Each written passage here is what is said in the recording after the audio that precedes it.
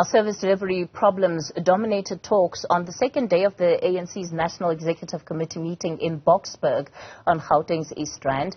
Numerous KwaZulu-Natal municipalities have been found to have violated basic rights by failing to provide drinking water. Newzroom Afrika's Juniour Khumalo has been following those proceedings for us. He joins us in studio.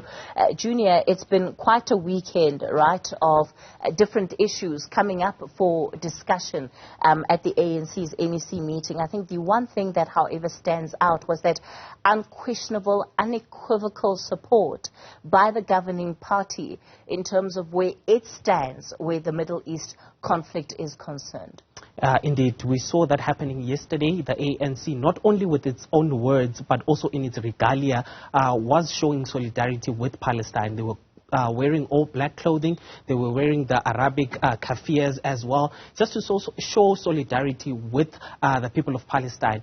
And President Cyril Ramaphosa was very vocal about what was happening in the Gaza Strip. He said that it was unacceptable, and they condemned what the government of Israel was doing. He also described it as almost leading to a form of genocide, the way the Israeli government was forcing these Palestinian people to move from the northern side of Gaza to the southern side. I would imagine quite a bit for the NEC to reflect on, as they need to have had the release of the RGP review that was by no stretch of the imagination flattering for the governing party. It raised some serious concerns around where we are as a country versus where we should be. We've also had, of course, the release of the census, which, although broadly tells a good story, but the nitty-gritty really reveals, again, weaknesses and highlights areas of failures with service delivery is concerned.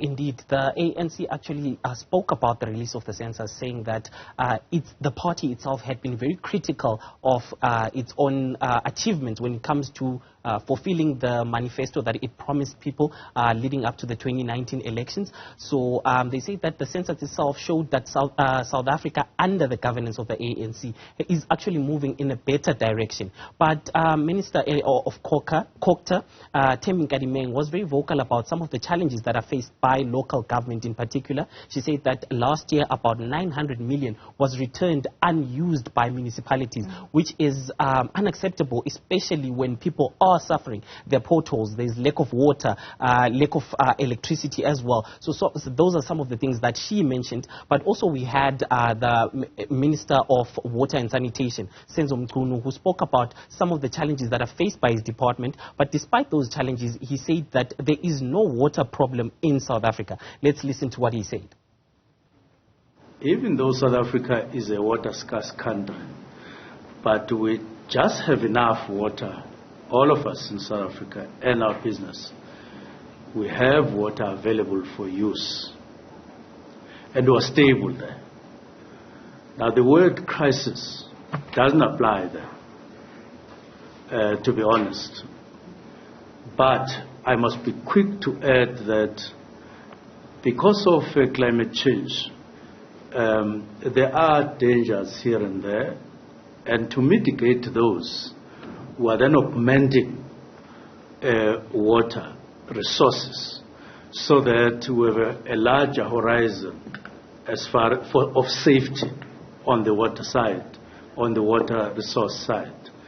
If you hear us talking about Lesotho Highlands Water Project, it's for augmentation into the valve system, which supports close to 20 million people in 5 provinces in the Republic, including Namibia, down the Orange River. So it's quite a large system supporting and businesses, with Gauteng being pivotal as our economic hub.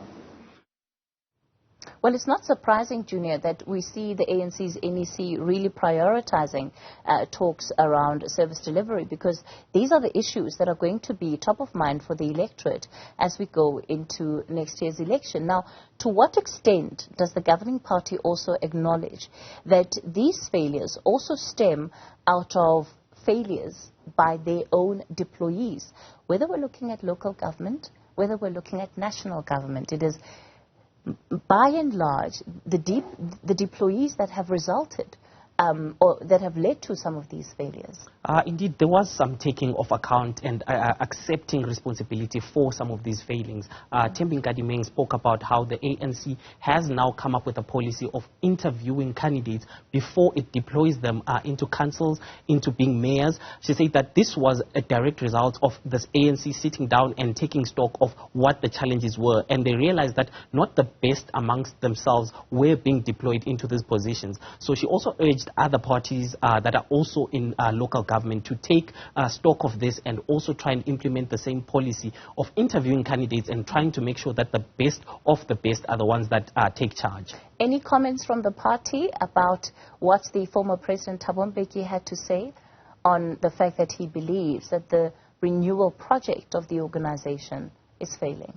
There was definitely a response yesterday from the ANC Secretary General Fikile Mbalula, and it was very measured. Usually Mbalula is, he shoots from the hip, but yesterday he was very measured, and he said that Thabo Mbeki is actually an elder within the party, and he is allowed to speak and raise such concerns. Whether it's raised in front of the public, leading to the ANC being judged by its many enemies, as he said, is one thing to talk about, discuss within the ANC. But he said that he is allowed to raise these concerns, even though the ANC was indeed trying to take stock. He pointed to the Integrity Committee concluding its investigations into Phala Phala, Digital Vibes, and about 90 other cases as a form of renewing the ANC and trying to root out the corruption. All right, Juniour Khumalo, we'll leave it there for now. Our reporter, Juniour Khumalo, was following the proceedings of the ANC's NEC over the weekend.